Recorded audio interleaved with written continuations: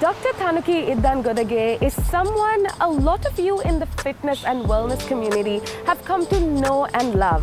She is not only an incredible social media influencer, she also combined her passion for fitness together with her knowledge and her education in medicine to put up this luxury, amazing gymnasium. Now today, I am Jemi Nanayakara. We are here to talk to Dr. Thanuki Idangodage, none other than herself, about a healthy lifestyle. This is none other than a Feelgood Conversation with Dr. Thanuki.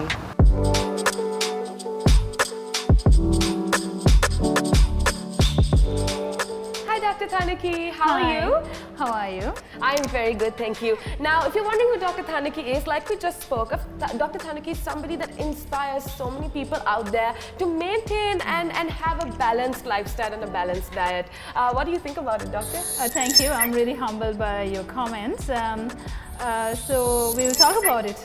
That's what we're going to do, so make sure that you stay tuned.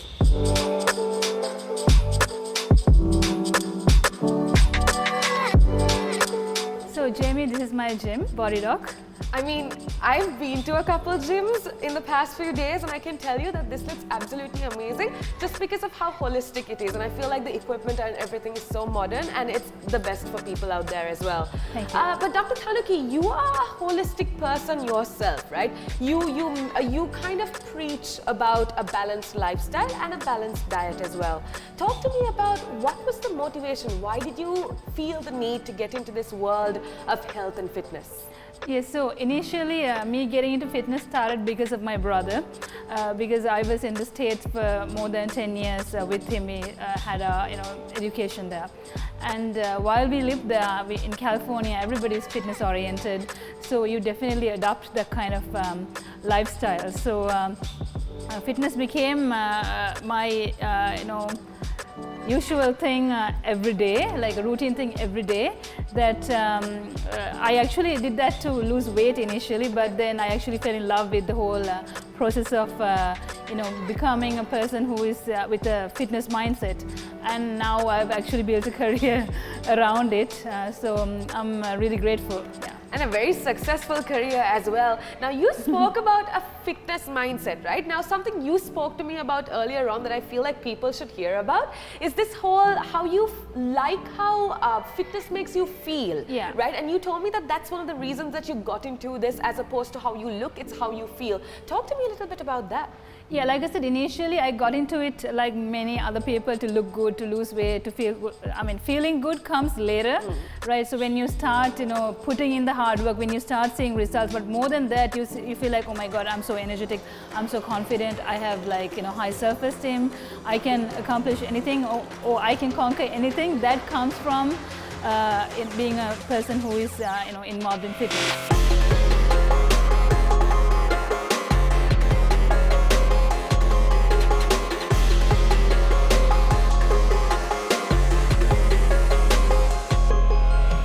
Okay, now a problem, I feel like, okay, people already know that. People know that working out makes you feel good. But a problem is that a lot of us find it hard to stay focused, and we find it hard to find that motivation necessary. Talk to me a little bit about what keeps you going. What makes you want to get up every day and say, I want to follow this lifestyle? What's the motivation? I think you need to align your priorities. That's the main thing, and prepare and plan well, right? So I would definitely say get your workout in first. If other things, other commitments are going to fall into place after that, right? So also you have to meal prep, plan your meals well, and not just haphazardly get whatever you can. You make your food at home as much as possible and eat healthy. Hydrate yourself well and work out almost every day. That's what I do, at least few times a week. And you have to drink enough water, get adequate sleep. So those are very important, and also minimize on drinking and smoking, and make these good habits habitual, and surround yourself with very positive and energetic people. Doctor, actually earlier on you were talking to me about a healthy alternative that you came across somewhere overseas. She was talking to me actually about frozen yogurt because I was telling her how much I love to snack. And you said you came across frozen yogurt, and you said how that is actually such a better option compared to a lot of the junk that we eat. Talk to me a little bit about that. Yeah, so I came across frozen yogurt while I was walking around a mall in Singapore, and it was very light, it was delicious, and it's got probiotics, which are live bacteria, and I believe it's low in calorie as well. So in Sri Lanka, I recently noticed the Elephant House Feelgood range, which has no added sugar ice cream and frozen yogurt. And I think that's a great alternative for people who are looking for, healthier options of snacks. So especially this no added sugar ice cream option is great because you can people can easily regulate their sugar levels and make a track of their calories.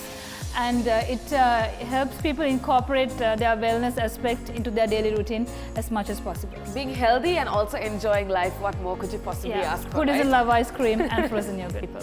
I love that you spoke of fitness, not only about working out, but you also brought in a lot of other things, which I think is absolutely incredible. And it's something that everybody needs to do as well. Now let's talk about, Doctor, in terms of a healthy lifestyle, what can we do to maintain that healthy lifestyle? How do we prioritize a healthy lifestyle? Like I said, fitness, for me, at least for me, it comes first. So, because I know when other responsibilities fall, most people tend to say, okay, I'm tired, I'll work out tomorrow. So then that tomorrow becomes never. So you have to make fitness the first thing, right? And then the food, that's like 80% of your healthy living. You have to make that a priority. You have to plan well, okay, what am I going to eat for lunch, breakfast, dinner? You have to have a plan and, prepare food and then take it with you at all times when possible. So then you don't make wrong choices when, in that moment of, hunger. Yeah. I think like a lot of things in life, fitness and healthy lifestyle also comes with pre-planning.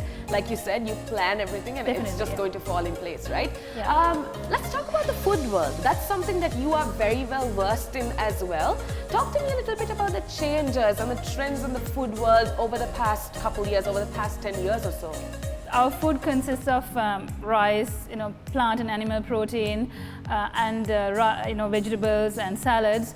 Sri Lankan diet is unique. However, I think most people, like you said, are moving towards healthy options. So people are looking at sugar-free, fat-free, low-calorie, like that. So people are incorporating wellness as a habitual thing. So people are definitely more, conscious or trying to, study and learn more about the nutritional qualities of each food group and types.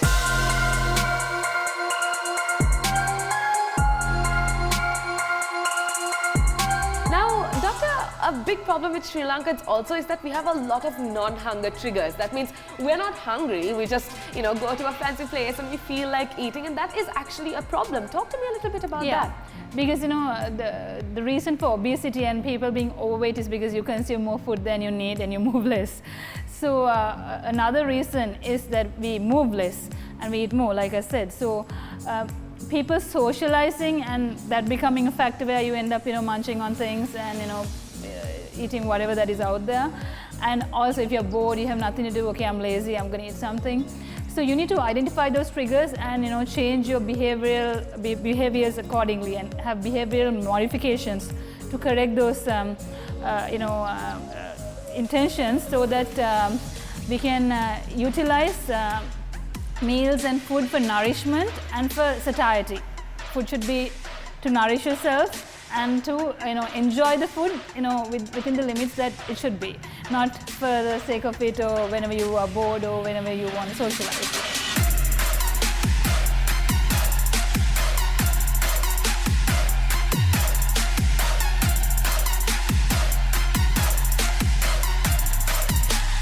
Dr. Thanuki, now this is something that all of us are thinking. Everybody that's watching is probably thinking this. You look absolutely incredible. You look fit, you look strong, and it's something that all of us want to achieve someday, right? But talk to me a little bit about, what kind of advice, what's the secret to have that healthy and fit and balanced lifestyle? So simple things, right? There's no magic here. You have to eat well, you have to eat clean, like I said, prepare your food ahead of time, work out regularly, hydrate yourself, and I think 80% of it is what you eat. So you have to be cautious about what you eat. Doctor, now you mentioned that having or maintaining a healthy lifestyle has a lot to do with what we eat, right? But a big challenge, like we spoke of earlier on, is that we absolutely love to snack. But I do know, and we were talking about this earlier on, I know that there are a few snacks that you recommend that are quite healthy and that kind of go hand in hand with a healthy diet. What are some of those snacks that you recommend? First of all, I would like to say it's important to have your meals at set times and then to have snacks in between. So the importance of having snacks is that it reduces the time that you go on without any food. Also, it provides us the nourishment and the energy that you need in between meals. So it's important that we pick snacks that are nutritious. We have to be nutrition conscious when you select your snacks, and it has to have right amount of carbohydrates, proteins and fats, and shouldn't just be empty calories. So the Elephant House Feel Good range of no sugar added ice cream and frozen yogurts are great options for people looking for healthier snacks. It's a great option because it doesn't compromise on taste, and you can feel guilt-free. And also, I guess that's the most important thing when it comes to a snack, being guilt-free and also having a snack that you can actually enjoy, which is exactly what Elephant House offers. But also, Doctor, another thing that Sri Lankans love to do is to go out and eat. Oh my goodness, everybody loves to go out for a special occasion, have some fancy food, and it always kind of breaks your diet if you are on that healthy lifestyle goals or whatnot, right? But what are some things that we can do when we go out as well to kind of have the diet in mind and have fitness and health goals in mind when we go out and when we indulge in something sweet and on a cheat day? Yeah, so this is a question that I'm asked every day. So when you go out, it's again still you have to plan like what you're going to eat. It's better that you eat more protein, vegetables, salads, and less carbohydrates and less refined sugars like dessert. So it would mean sometimes it would mean if you're on a strict diet, taking your own food with you.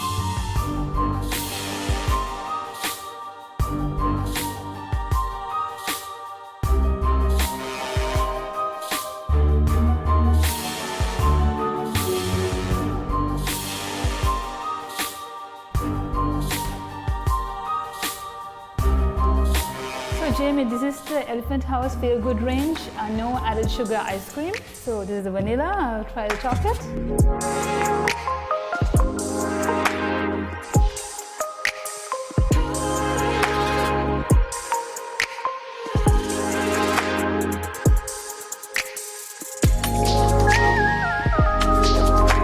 Doctor, one thing that I also wanted to talk to you about was working out. Now, if you go on the internet, there's 100 people that will say 100 different things about how many times you're supposed to work out within a week, right?